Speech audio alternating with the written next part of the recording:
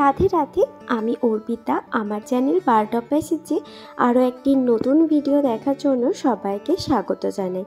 1 জানুয়ারি রাত্রি 9টা নাগাদ আমরা মুন্দ্রা থেকে আমাদের জার্নি স্টার্ট করেছিলাম। সারা রাত ড্রাইভ করার পর 2 জানুয়ারি সকাল সকাল আমরা স্ট্যাচু অফ ইউনিটিতে পৌঁছে যাই। সারাদিন সেখানে ঘোরাঘুরি করার পর রাত্রে রিসর্টে ফিরে রেস্ট নিয়ে 3 জানুয়ারি সকাল সকাল আমরা রওনা দিলাম পুনের উদ্দেশ্যে। এটা আমি তোমাদের সাথে ফার্স্ট পার্টে শেয়ার করেছি। প্রবীণের এক্সাম আছে 4 ও 5 জানুয়ারি, মেনলি সেজন্যই আমাদের আসা। আর অনেক দিন কোথাও ঘুরতে যাওয়া হয় না আমাদের, সেই জন্যই এই ট্যুর প্ল্যানটা প্রবীণ বানিয়েছে।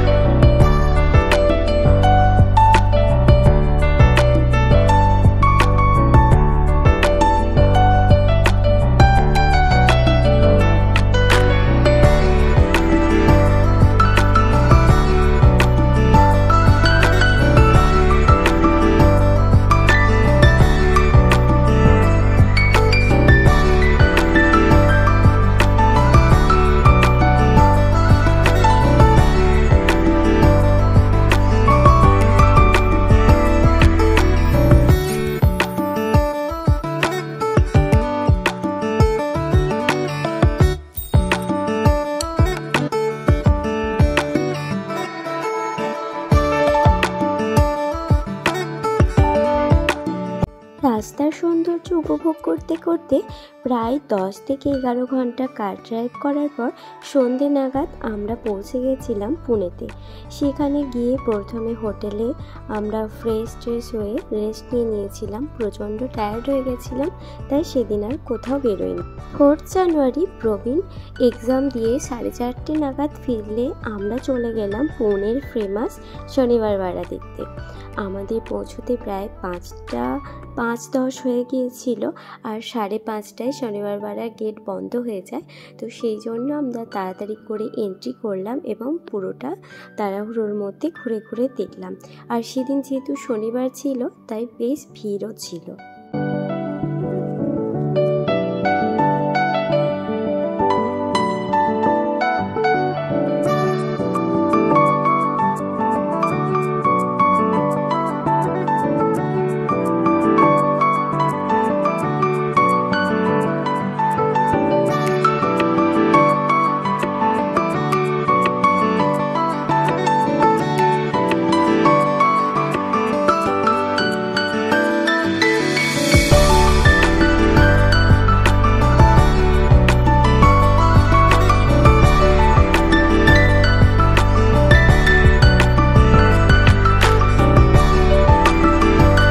ওখান থেকে বেরিয়ে আমরা টুকটাক ঘোরাঘুরি করার পর রুমে ফিরে ডিনার সেরে ঘুমিয়ে পড়েছিলাম। নেক্সট দিন মানে 5 জানুয়ারি প্রবীণ এক্সাম দিয়ে দুপুর 2টো নাগাদ ফিরে গেছিল। তো দুপুর 2টো নাগাদই আমরা আমাদের নেক্সট জার্নি স্টার্ট করেছিলাম হোটেল চেক আউট করার পর। সেটা হচ্ছে ভীমাশঙ্করের উদ্দেশ্যে। আর পুনে থেকে ভীমাশঙ্করের দূরত্ব মোটামুটি 100 কিলোমিটার। এই 100 কিলোমিটার পৌঁছতে আমাদের মোটামুটি 4 ঘন্টা সময় লেগে গেছিল, কারণ পুরো রাস্তাটা ছিল পাহাড়ি রাস্তা। আর এই রাস্তাটা যেমন ভয়ঙ্কর ছিল তেমনই সুন্দর ছিল। এই রাস্তার সৌন্দর্য জন্মান্তরেও ভুলিব না।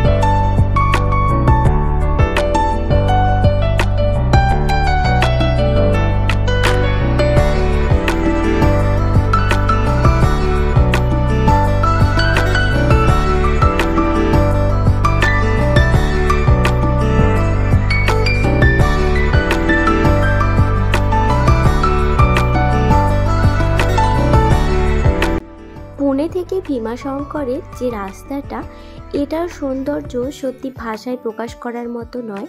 আমি চোখ দিয়ে যে সৌন্দর্য অনুভব করেছি সেটার হয়তো সিকিভাগও আমি কিন্তু মোবাইলে ক্যাপচার করতে পারিনি ভিডিওটা, কিন্তু যেটুকুই ক্যাপচার করেছি এডিটিং করে কিছুই আমার বাদ দিতে একদমই ইচ্ছা করছিল না। এই ভিডিওগুলো দেখেই আমার পুরনো স্মৃতিটা, সেই রোমাঞ্চটা মনে পড়ে যাচ্ছিল। তো পাহাড়ি পথে এই প্রথম আমরা কার ড্রাইভ করে গেলাম, খুবই দারুণ একটা এক্সপিরিয়েন্স হলো।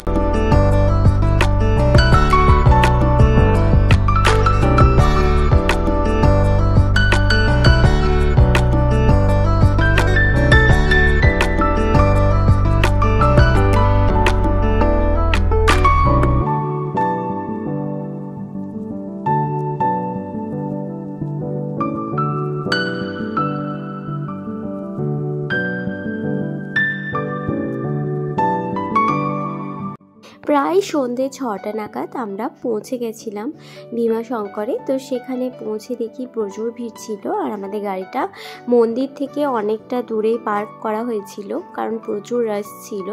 এরপর মন্দিরের পাশে এসে আমরা প্রথমেই টিকা পরে নিলাম।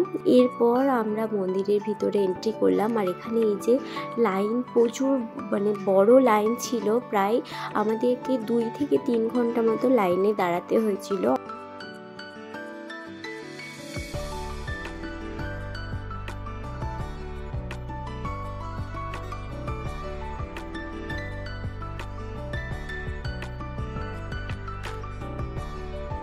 ঠাকুরের দর্শন করার পর যেন সমস্ত ক্লান্তিটা হঠাৎই দূর হয়ে যায়। তো সেরকমই ঠাকুরের দর্শন করার পর আমরা এই মন্দিরের বাইরের কিছু কিছু অংশগুলো ভিডিওতে ক্যাপচার করলাম, কারণ মন্দিরের ভিতরে ক্যামেরা করা অ্যালাউ ছিল না। মন্দিরের বাইরেটাতেও বেশ কিছুক্ষণ আমরা বসে সময়টা কাটালাম। এরপর আমরা কিছু ফটো তুলে একদম মন্দির থেকে বেরিয়ে গেলাম।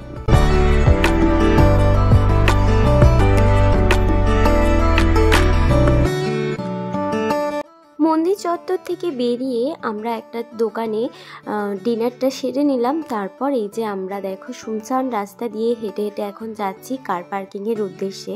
আর এটাই যখন আমরা দিনের বেলা এসেছিলাম, ওই সন্ধ্যে 6টা নাগাদ, তখন পুরো লোকজনে ভর্তি ছিল।